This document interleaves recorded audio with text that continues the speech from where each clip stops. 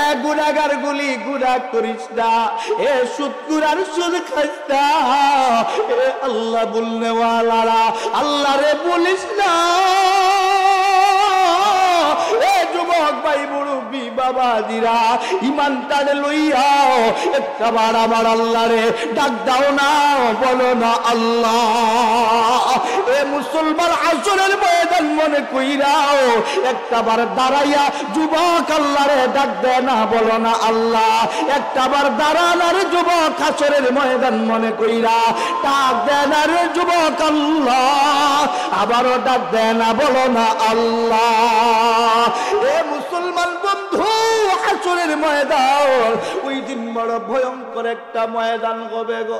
আল্লাহর নবী বলেন মানুষগুলোর মাথার চামড়ি গুলো পাইটা যাবে, জিহ্বাটা কুকুরের মতো লম্বা হয়ে যাবে, কমপক্ষে 50,000 বছর পরিবার সবাই পর্যন্ত মানুষগুলো হাসরের ময়দানে দাঁড়াইয়া দাঁড়াইয়া এমন অস্থিরতা শুরু করে দিবে, আল্লাহর কাছে ডাক দেওয়ার মতো মুখ মানসিকতা কারো থাকবে না।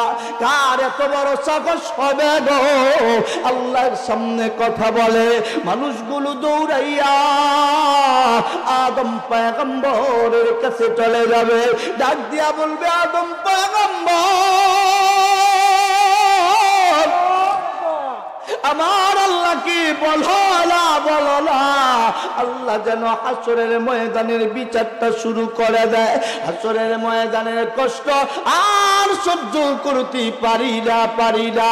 আল্লাহকে বলো না, হয়তো আল্লাহ আমাদেরকে জাহান্নামের আগুনে দিয়ে দিক, নয়তো আমাদেরকে জান্নাতে দিয়ে দিক। হাসরের ময়দানের কষ্ট আর সহ্য করতে পারি না। আমার আল্লাহ নিজেই জবাব দিয়া বলতে তাকে আর ডাক দিয়া বলে লিমানিল মুলকুল ইয়াউম। আমার আল্লাহ রাব্বুল আলামিন ডাক দিয়া বলতে তাকে বলো গো আজকের দিনে রাজত্বের মালিককে। কেউ বন্ধু কথা যখন বলে না সবাই চুপ হয়ে বসে আছে। কার এত বড় সাহস হবে রে আল্লাহর সামনে কথা বলবে? আল্লাহ নিজেই জবাব দিয়া বলেন লিল্লাহিল ওয়াহিদিল কাহ্হার। ওই দিন আমার আল্লাহ নিজেই নিজের জবাব দিয়া বলতে থাকবে আজকের দিনের রাজত্বের মালিক হলাম আমি আল্লাহ। একবার ডাক দাও না, বলো না আল্লাহ। হাত তুলে আবারও ডাক দাও না, বলো না আল্লাহ। আবারও ডাক দাও না, বলো না আল্লাহ। আবারও ডাক দাও না, বলো না আল্লাহ। ওই দিন আমার আল্লাহ রাব্বুল আলামিন এত রাগান্বিত হবে গো। আল্লাহর শব্দে কথা বলার শক্তি সাগর পৃথিবীর কারো নাই। আল্লাহ ওই দিন একটা মাঠ কায়েম করবে গো। আল্লাহ ওই দিন বিচার করার পূর্বে আল্লাহ নবী বলেন ওই মাঠটার ভিতরে মানুষগুলি কমপক্ষে 50,000 বছর পরিমাণ সময় ওই মাঠটার মধ্যে দাঁড়িয়ে থাকতে হবে। আল্লাহ নবী ডাক দিয়া বলেন ওই দিন মানুষগুলা যে উলঙ্গ হইয়া উঠবে গো। আল্লাহ নবী বলেন দুইজন নবীজিকে আমার আল্লাহ উলঙ্গ করে উঠাবে না। একজন বলেন আল্লাহর পয়গম্বর ইব্রাহিম, তাকে আমার আল্লাহ জান্নাতি কাপড় পরিধান করায়া উঠাইবে। আরেকজন বলেন রাহমাতুল লিল আলামিন, আল্লাহর পয়গম্বর নবীজি আমার জান্নাতি কাপড় পরিধান করে উঠবে না গো। আবার নবীজি নিজের পরনের ভিতরে যে কাপড়টা আছে গো, ওই কাপড় পরিধান করে আল্লাহর নবী উঠবে গো। আবার নবী জান্নাতি কাপড় চাইলেই পাইতো, নবী জান্নাতি কাপড় পরিধান করে উঠবে না। ওই দিন মানুষগুলো ওই দিন হাসরের ময়দানে দাঁড়ানোর কারণে নবীজি বলেন মানুষগুলার কেমন অবস্থা হবে জানি গো। ওই দিন যে জমিনের মধ্যে মানুষগুলো দাঁড়াবে, এই জমিনটা মাটির জমিন হবে না। আল্লাহর নবী বলেন এই জমিটা হবে তামাম। জমিনের ভিতরে মানুষগুলো যখন দাঁড়াবে রে, আল্লাহর নবী বলেন জমিনটার মধ্যে দাঁড়ানোর পর এই চেষ্টা, যেই সূর্যটারে আবার আল্লাহ 70 গুণ পাওয়ার দিয়া বানাইছে, 1 গুণ পাওয়ার আবার আল্লাহ দুনিয়ার দিকে ভাগ করে দিয়েছে। এরপরে 9,30,000,00,000 মাইল দূরে আবার আল্লাহ সূর্যটারে রাখছে। এই সূর্যের পাওয়ারের বড় আমরা সহ্য করতে পারি না।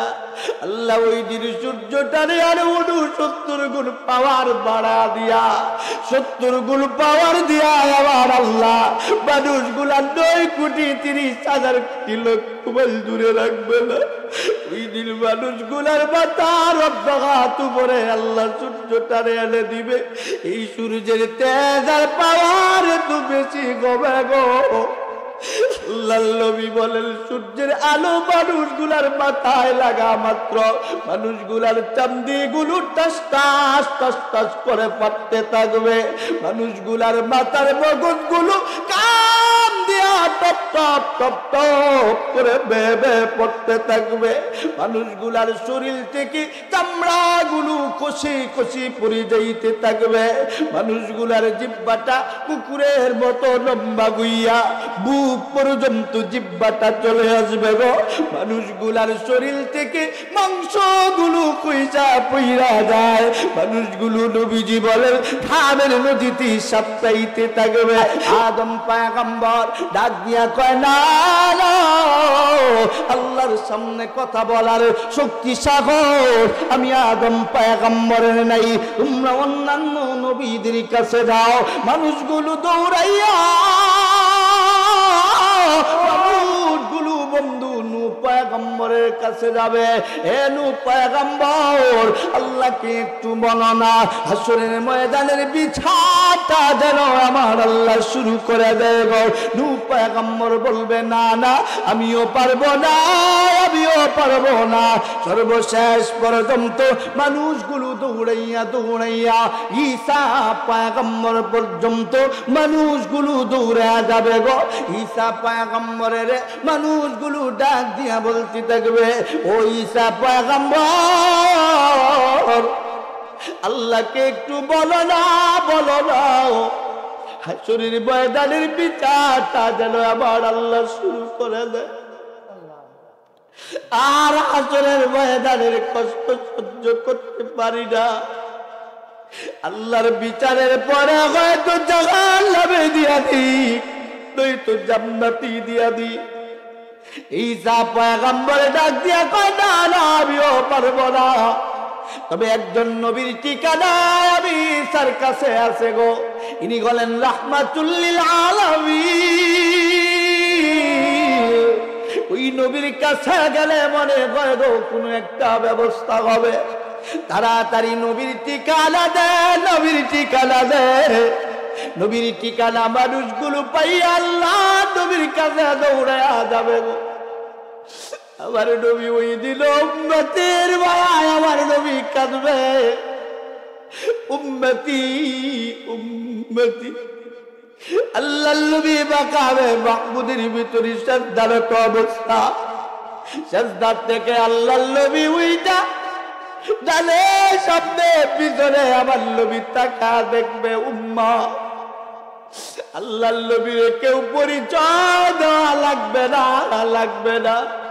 আমার নবী উম্মত গুলারে দেখাই চিনবে, ডাক দিয়া ক আমার উম্মা।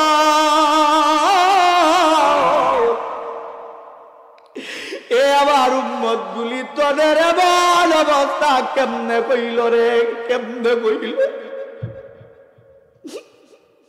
উম্মত গুলি ওই দিন ডাক দিয়া বলবে নবী, কত নবীর কাছে গেলাম গো নবীজি, কেউ পরিচয় জানবার চাইল না, একবার সুপারিশের জন্য রাজি কইল না। নবীজি আপনি আপনার উম্মত যে আমরা, আপনি চিনলেন কেমনে? আল্লাহর নবী ডাক দিয়া কই উম্মত রে, আমি আল্লাহর নবীদের মতো নবী না, আমি যে রাহমাতুল লিল আলামিন। এ উম্মত গুলি তাকা দেয়, তোদের জন্য আমি নবীদের দামদান মুবারক এখনো ভাঙ্গা আছে। আল্লাহর পয়গম্বর নবী রাহমাতুল লিল আলামিন উম্মতের চেহারার দিকে তাকায় দেখবে, মগজগুলো টকবক টকবক করে। উম্মতগুলোর চেহারার দিকে আল্লাহ নবী তাকায় দেখবে গো, জিহ্বাটা লম্বা করে কুকুরের মতো বুক পর্যন্ত চলে আসছে, হাড্ডি থেকে মাংসগুলো কইসা কইসা পইরা যা। আল্লাহ নবী ডাক দিয়া কয়, উম্মত এ উম্মত তোদের এমন অবস্থা কেমনে কইল রে? উম্মতগুলো ডাক দিয়া কয়, নবী হাসরের ময়দানে দাঁড়াইয়া গো নবীজি আমাদের এই অবস্থা কইছে। 50,000 বছর পরিমাণ সময় গো নবীজি হাসরের ময়দানে দাঁড়ায় আসিলাম, সুপারিশের জন্য সমস্ত নবী রাসূলের কাছে গেল, সবাই আমাদেরকে ফিরাইয়া দিল। আপনি নবীও যদি আমাদেরকে ফিরাইয়া দেন গো, কার কাছে যাব গো নবীজি? আপনার পরে তো আর কোন নবী নাই। আমার নবী ডাক দিয়া কই, উম্মত রে চিন্তা করিস না, টেনশন করিস না, আমি না নবী আছি।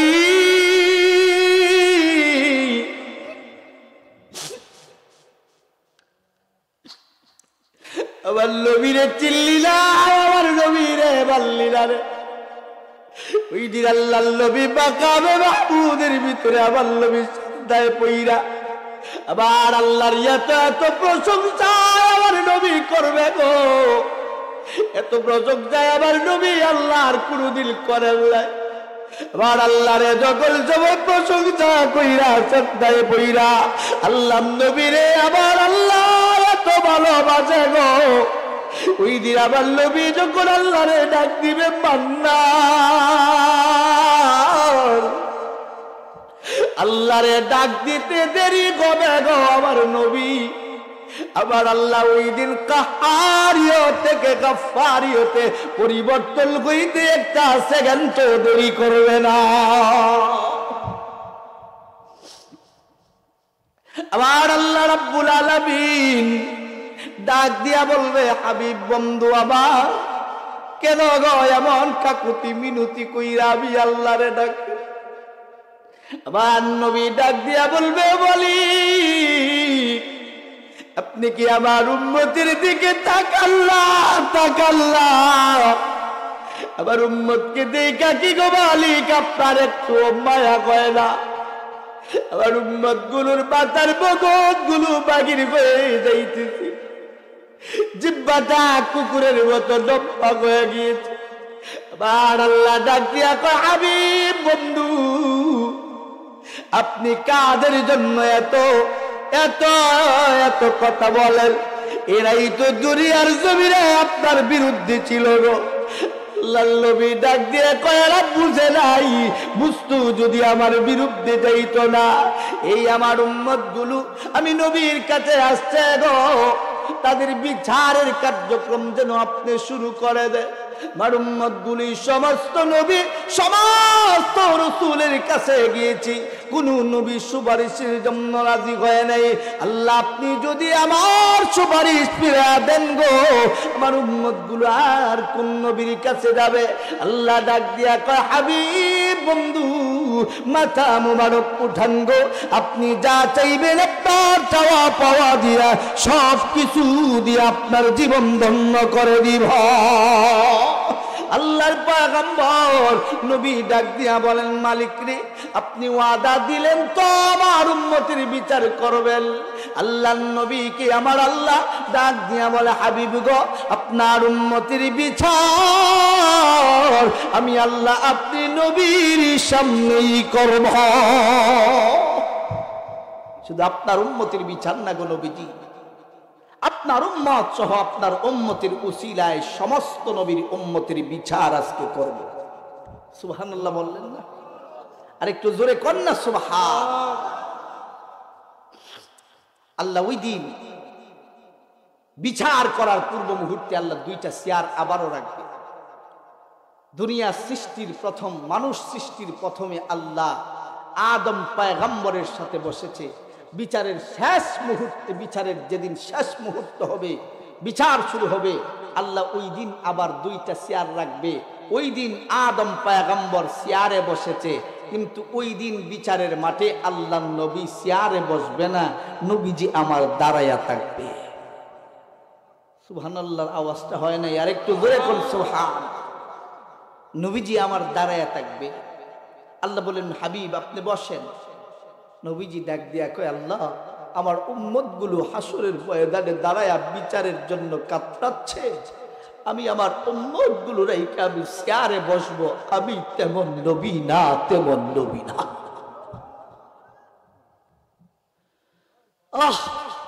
নবীরে চিনলা না, নবীরে মানলা না, নবী কেমন চিনো না।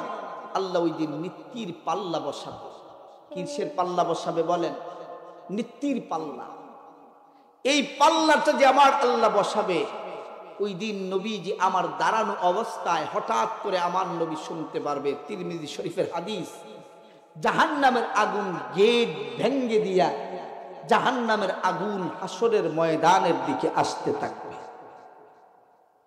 আল্লাহর পয়গম্বর, লম্বা কথা, নবীজি হুঙ্কার জাহান্নামের শুই না আল্লাহকে ডাক দিবে, আল্লাহ এত হুঙ্কার শোনা যায়, জাহান্নামের আগুন বোধহয় গেট ভেঙ্গে ফেলেছে, জাহান্নামের আগুন বোধহয় আসতেছে, আমার উম্মত গুলো জ্বালায়া পোড়ায়া সারকার করে দিবে।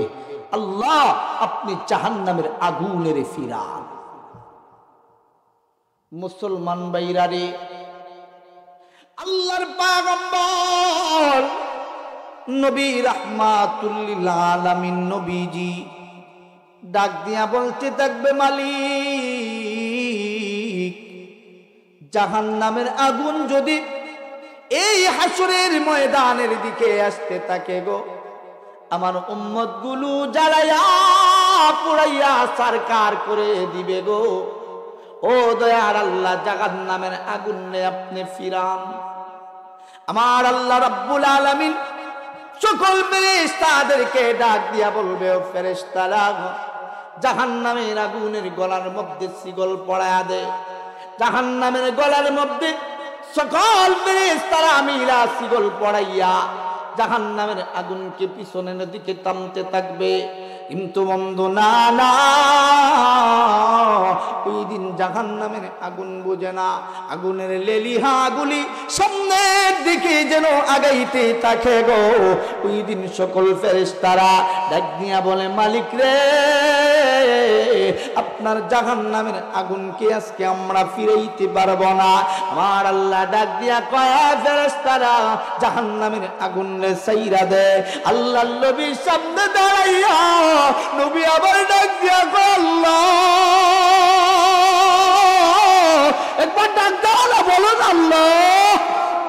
আবারও ডাক দাও না, বলো না আল্লাহ। আল্লাহর নবী ডাক দিয়া কয়, মালিক রে, জাহান্নামের আগুনে ছাড়তে বইলেন না। যদি জাহান্নামের আগুনে ফেরেশতারা চাইরা দেয়, আমার উম্মত গুলো জ্বালাইয়া পুরা সারকার করে দিবে। আল্লাহ ডাক দিয়া কয়, হাবিব বন্ধু আমার, আমি আল্লাহ না আছি, টেনশন কইরেন না। এ বন্ধু, জাহান্নামের আগুনে ছাইরা দে। আমার আল্লাহ কিসের পানি ছিটায় আমারে, ওই পানিটা জাহান্নামের আগুনের দিকে ছিটায় মারতে দেরি হয়। জাহান্নামের আগুন পিছনের দিকে দৌড়াইতে দেরি করে না। আল্লাহর নবী ডাক দিয়া বলেন, ও দয়ার আল্লাহ, আপনি কিসের পানি ছিটায় মারলেন গো? এত দামি পানি, এটা কিসের পানি? আল্লাহর নবীকে আমার আল্লাহ জবাব দিয়া কয়, হাবিব ও বন্ধু আমার, বানিয়া চুঙ্গের গরিবে মহল্লা মানুষ, গরিব হোসেন মহল্লার মানুষগুলি মাহফিলের ভিতরে আইসা হাসরের ময়দানের কথা শুই না, ওই জাহান্নামের ভয়ে চোখের পানিগুলো ফালাইছিল। ওই চোখের পানিগুলো আমি আল্লাহ জমা করে রাখছিলাম, আজকে হাসরের ময়দানে আমি আল্লাহ কাজে লাগাইলাম। আলহামদুলিল্লাহ। রব্বানা যালামনা আনফুসানা ওয়া ইল্লাম তাগফির লানা ওয়া তারহামনা লানাকুনান্না মিনাল খাসিরিন। রব্বানা লা তুযিগ কুলুবানা বা'দা ইয হাদাইতানা ওয়া হাব লানা মিন লাদুনকা রাহমাতান ইন্নাকা আনতাল ওয়াহ্হাব। রব্বুল আলামিন, ও মেহেরবান মাওলা কারীম আল্লাহ, আল্লাহ এই জায়গার ভিতরে সবচেয়ে বড় গুনাহগার হলাম আমি। আয় আল্লাহ, আলেম ওলামাদেরকে নিয়া, আয় আল্লাহ তলাবা, আয় আল্লাহ তালিবুল ইলম ছাত্র ভাইদেরকে নিয়া, আয় আল্লাহ মাদ্রাসার উস্তাদদেরকে নিয়া, আয় আল্লাহ সাদা দাড়িওয়ালা মুরব্বিদেরকে নিয়া হাত উত্তোলন করেছি। আয় আল্লাহ যুবক ভাইদেরকে নিয়া হাত তুলেছি। আল্লাহ আমাদের জিন্দেগির তামাম গুনাহগুলো আপনি মাফ করিয়া দাও রব্বুল আলামিন। আয় আল্লাহ, হাসরের ময়দানের কথা বলতেছিলাম গো আল্লাহ, যখন হাসরের ভয়াবহতার কথা বলেছি আল্লাহ, দেখেছি মানুষগুলো শিশু বাচ্চাদের মতো জোরে চোখের পানি ফালায়া কান্দে।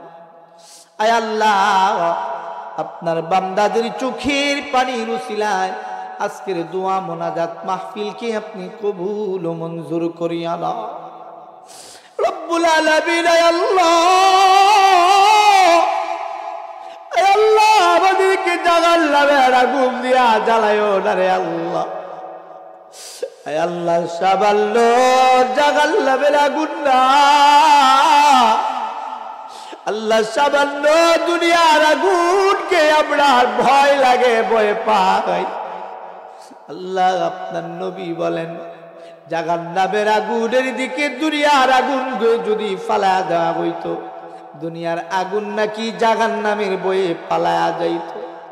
আয় আল্লাহ, আগুন গইয়া যদি আগুন সহ্য না করতে পারে গো, আয় আল্লাহ, আমরা মানুষ হইয়া জাহান্নামের আগুন কেমনে সহ্য করব? আয় রব্বুল আলামিন, আয় আল্লাহ, আর কোনদিন গুনাহ করব না, আমাদেরকে মাফ করিয়া দাও। আয় আল্লাহ, স্টেজের ভিতরে সভাপতি সাহেব বসা, আলেম ওলামায়ে কেরামগণ বসা, আয় আল্লাহ, আলেম ওলামার খাতিরে মুরব্বিদের খাতিরে আজকের দোয়া কবুল করিয়া নাও রব্বুল আলামিন। আয় আল্লাহ, জানি না এখানের ভিতরে কার জানি গো আমার মতো বাবা না আল্লাহ, বাড়িতে যায় আব্বা বলে ডাক দিতে পারে না রে আল্লাহ।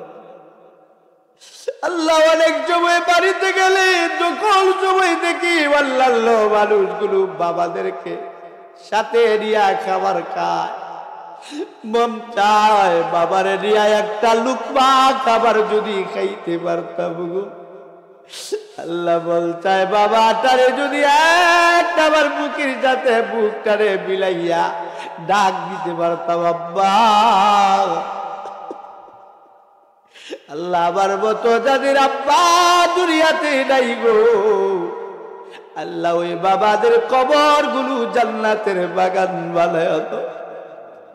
আয় আল্লাহ, যেই বাবা সন্তানের জন্য এত ত্যাগ করেছে, যেই বাবা সন্তানকে ভালো রাখতে যাইয়া ঠেলা গাড়ি চালায়, ভ্যান গাড়ি চালায়, আল্লাহ ফসলের খেতে ঠান্ডার দিনে সকালবেলা চইলা দেয় যেন সন্তানগুলো ভালো থাকে। আল্লাহ, এমন বাবা যাদের দুনিয়া থেকে বিদায় হয়ে গিয়েছে আল্লাহ, প্রত্যেকের কবর গুলো জান্নাতের বাগান বানা দাও। আয় আল্লাহ, জানি না মালিক কার মা নাই, আয় আল্লাহ, আল্লাহ যাদের মা নাই তারা জানে গো মা কত আপন। আয় আল্লাহ, যখন পৃথিবীতে আগমন করব আল্লাহ, এর 6 মাস 7 মাস আগের থেকে মায়ের কষ্ট শুরু হয়। আয় আল্লাহ, মায়ের পেটে যখন বয়স ছিল 7 মাস 8 মাস 6 মাস 5 মাস, আয় আল্লাহ নড়াচড়া করেছি, হাত দিয়া মায়ের পেটে গোতা দিয়েছি, পা দিয়া মায়ের পেটে লাপ্তি দিয়েছি। আয় আল্লাহ অনেক সময় মা ঘুমন্ত অবস্থা থাকতো, কিন্তু পা দিয়া যখন লাপ্তি মেরেছি মা লাভ দিয়া ওইটা বৈশা যাইত, চিৎকার করে উঠতো। পাশের ঘর থেকে মানুষগুলো ডাক দিয়া বলতো, মারে এত জোরে চিল্লাইয়া কান্দ কেন? মা গুলো এখনো জানি এ বন্ধু, যারা মা বাবা হয়েছেন আপনারা ভালো করে জানবেন, এই মা হওয়ার যন্ত্রণা কত বেশি। একটা মা ছাড়া আরেকটা মা ছাড়া বুঝবে না। পাশের ঘরের মানুষগুলো ওই মহিলাটারে ডাক দিয়া বলতো, মাগো এটা কেউ তোমারে ছুরি দিয়া পারায় না, এটা তোমার সন্তান তোমার পেটের ভিতরে জীবিত আছে, নড়াচড়া করে। এই কথা যখন মা শুনতো মুহূর্তের ভিতরে মা সকল কষ্টগুলো বলে যাইত গো। আয় আল্লাহ, যেদিন দুনিয়ার জমিনে আমরা আগমন করেছি ওই দিন মায়ের এত পেটের ব্যথা শুরু হইত। এ বন্ধু, ওই দিন মায়ের পেটের এত ব্যথা শুরু হয়, যদি মারে ডাক্তারের কাছে নিয়ে যাওয়া হয়, এই পৃথিবীর ডাক্তারগুলি এত নিষ্ঠুর, এত নিষ্ঠুর। পুরুষ যদি পেটের ব্যথা নিয়ে ডাক্তারের কাছে যায়, পুরুষকে ডাক্তার ইঞ্জেকশন দেয় পুরুষের পেটের ব্যথা যেন কমে, কিন্তু ওই ডাক্তারগুলো ওই মা জননীকে ইঞ্জেকশন দেয় ওই মায়ের পেটের ব্যথা যেন আরো বাড়ে গো। ওই মায়ের এত পেটের ব্যথা শুরু হয় ওই সময়। বন্ধু, সন্তানটা জন্মগ্রহণ করার আগে নবীজি বলেন, দুইজন ফেরেশতা আমার আল্লাহ পেটের ভিতরে ঢুকায়া দেয়। এই দুইজন ফেরেশতা সন্তানটারে উপর দিক দিয়া মাথা ছিল, নিচ দিক দিয়া মাথাটা দিয়া দেয়। এ বন্ধু, যে সময় মায়ের নিচ দিয়া সন্তানটার মাথা চইলে আসে, সন্তানটার পা যাইয়া কলিজার মধ্যে আঘাত করে। কলিজার মধ্যে সন্তান এত জোরে কইরা আঘাত করে,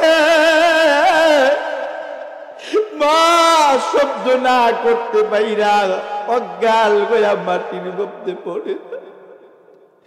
দুনিয়ার জমিনে সন্তান যখন আছে গো, মা সারা সব খুশি হয়, কিন্তু মায়ের কবর দেওয়ার মতো কেউ থাকে না। ওই মাটা বিছানায় পইরা বেহুশ হইয়া পইরা থাকে। যেই সময় ওই সন্তান কান্না করে, সন্তানের কান্না যখন মায়ের কানের মধ্যে পৌঁছায়, মায়ের হুঁশ ফিরে আসে, ডাক দিয়া কয়, আবার সুনামণিরে আবার হাতে দে। সুনামণিরে হাতে দিয়া চুম্বন করে ওই মা। কোথায় দুর্গন্ধ, কোথায় কি, একবারের জন্য মা তাকায় না। 10 মাস 10 দিনের ব্যথা সন্তান দেখা যেই মা বুই লাগেছিল। আমি জানি না একাদের ভিতরে কারে আমার মা নাই। আল্লাহ ওই মাদের কবর গুলো জান্নাতের বাগান বানায়। ও আল্লাহ, আল্লাহ অনেকের দাদা নাই, দাদি নাই। আল্লাহ কবর গুলোর অবস্থা কেউ জানি না। আল্লাহ ওই দাদা দাদির কবর গুলো জান্নাতের বাগান বানায়।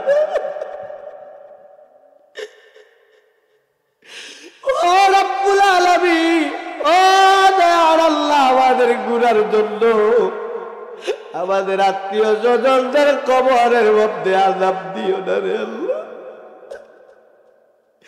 আয় আল্লাহ, আমরা যদিও গুনাহগার, আপনি তো গফফার। ভালো থাকি বুড়া থাকি তবু তো তোমার, তুমি ছাড়া কে আছে গো প্রভু আমার। তারাইলে ফিরে আইমু কুতা যে তোমার,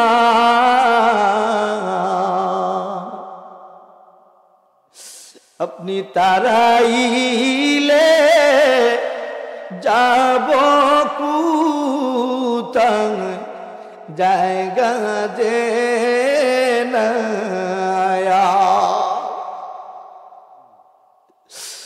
আল্লাহ আপনি যদি আমাদেরকে ফিরাইয়া দেন গো, যাওয়ার আর কোন জায়গা নাই রে আল্লাহ। আল্লাহ এলাকার মহল্লার ভিতরে যারা মুরব্বী ছিলেন আল্লাহ, অনেকেই আজকে কবরের বাসিন্দা হয়ে গিয়েছেন। আল্লাহ প্রত্যেকের কবরগুলো জান্নাতের বাগান বানা দাও।